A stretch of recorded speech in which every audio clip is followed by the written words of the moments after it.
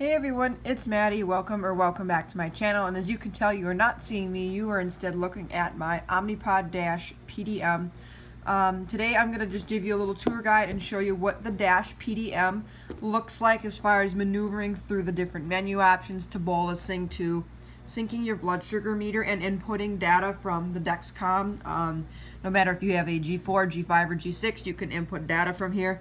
And use that to make treatment decisions, and in particularly if you have the Dexcom G6, you can use that FDA approved for no finger sticks. So anyways, this is what the PDM looks like. For those of you that do not know anything about the Omnipod DASH, it was just released in April, and it's basically an upgraded version of what the old PDM looked like. The old PDM was kind of bulkier. It had down on the bottom here, it had like a blood glucose meter, I believe a freestyle one, and it was all button based and it was kind of clunky, and the pods actually didn't communicate via Bluetooth.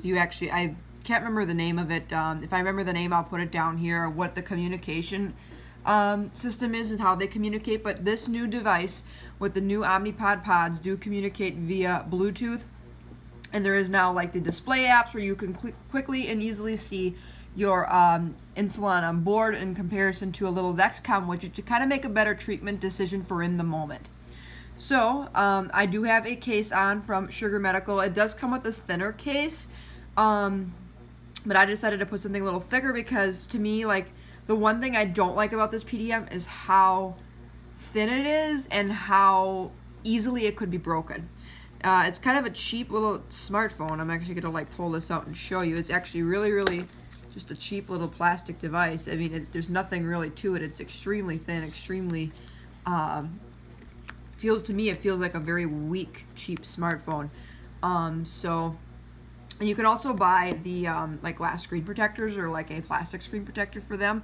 I have not done this yet, but you can order them on Amazon. I believe the model of this type of PDM is from a Samsung New, N-U-U, or Nui. I'm not sure how you would pronounce that.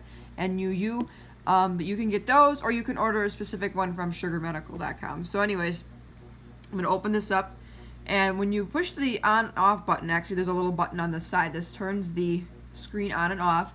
You can address and put whatever you want on there. I just choose to have my name there. You can also put a phone number or something to contact with in case this medical device were to get lost, because this could easily be mistaken for a cell phone.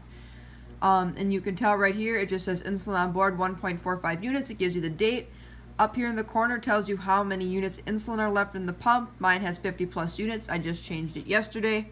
Up here is your charging amount, how much battery you have, along with the time also. And then you can pick a background on here. And then you swipe to unlock, and then you enter your PIN code. I'm going to do that right now. And it kind of clicks when it opens up. So this is what you see when you open up the Omnipod DASH PDM. You'll see when my last bolus was at 9:58 a.m. This is a bold with insulin technique. I started seeing my blood sugar start heading up after breakfast, even after a pre-bolus, and counting carbs correctly. Sometimes, you know, to me it's easier to stop a 140 than it is to wait till it gets to 200 and then take a large dose. So that's what I did, and this was my blood sugar this morning. This was entered in from a meter. You can see here my IOB, and if you swipe here, you can see what basal program I have running right now. I have my normal basal running right now, and you can see kind of what stage of that I am. And during the day, you can kind of see I just switched over to a lighter part of my basal rate because it is the afternoon. And then if you swipe furthest to the right, it tells you how many units are left in your reservoir and tells you when your pod expires and at what time. So I'm going to go over now and go to this little bell here. This just gives you all your notifications. Like for me, I have it tell me to check my blood sugar an hour and a half after I change my pump site. Tells you when your pod expires, when it's going to expire, when your battery's getting low. That's basically everything. And then you can see even down here when I had to replace another pod. Just recently a pod failed on me for whatever reason. Nothing I did. It was another system failure. So that is that. I'm going to take you into the settings. If you go to the settings, it actually goes right to this menu. Another way you can access this is clicking here. So in your settings, this is where you can set your temp basals. You click on it. You can add what the percent increase or decrease you want for number of hours. Go back, you can look at your pod information. It gives you your reminders. It always warns me an hour before it's supposed to expire, and it gives me a low reservoir warning when there's less than 10 units.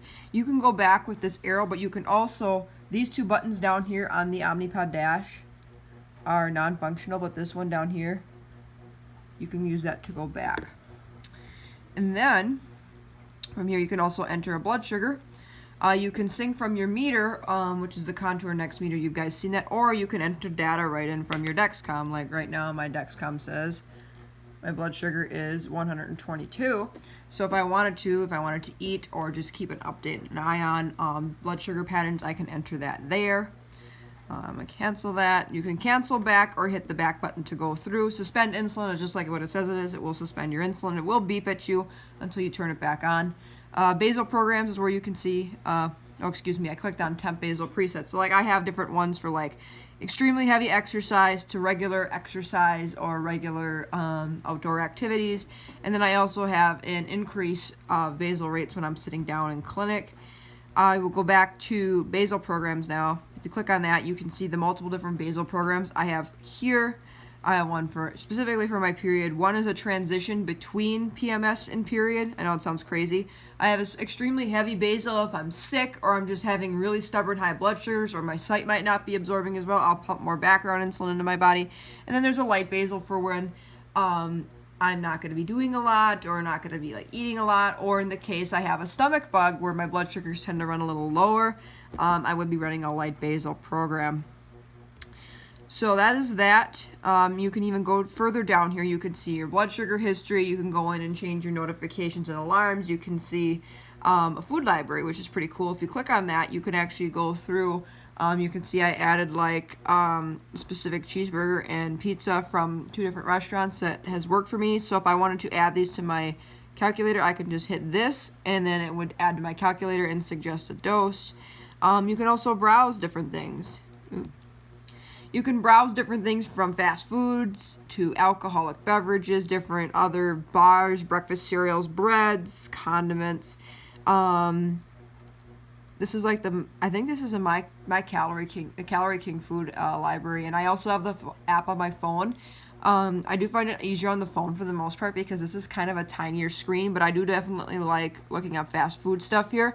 And I also really like adding the custom foods so that you don't have to worry about like remembering, okay, what about this taco pizza I had from a local restaurant? You know, the portion I take, I thought it was about 45 carbs for me personally, and it worked out okay for, you know, this and that. And I'll make a note too, like if an extended bolus works out really well for me for a meal, I'll write that down and then just remember it the next time I have that meal.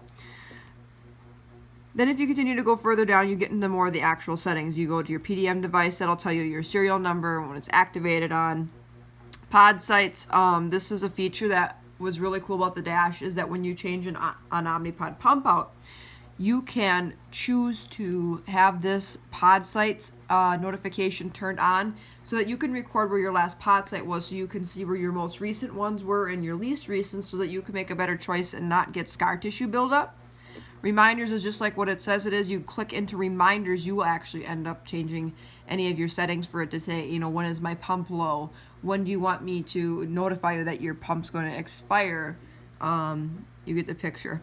Blood sugar, if you go into blood glucose, it will show what meter you have synced and your blood glucose ranges. Like for me, my range is 70 to 140. You can adjust that, edit that any way you want. If you go into basal and temp basal, this just tells you, like for me, the max basal rate I have set for is 2 units per hour, and temp basals are turned on for me so that I can use those in case I want to use them. And then if you go into bolus, you click into here, the bolus calculator is on, extended bolus is on, maximum bolus of 10 units. Then there is your target blood sugars. Like for me, my target BG is 100, correct anything above 140. Minimum blood sugar for calculations is 70. Here's my carb ratios, correction factor. Reverse correction is something I do not like, but basically what a reverse correction is if your blood sugar is below your target, it will automatically give you less insulin to try to get your blood sugar back up. But to me, the stupidity of it is that you're basically telling me that blood sugars of 80 and 90 are not good.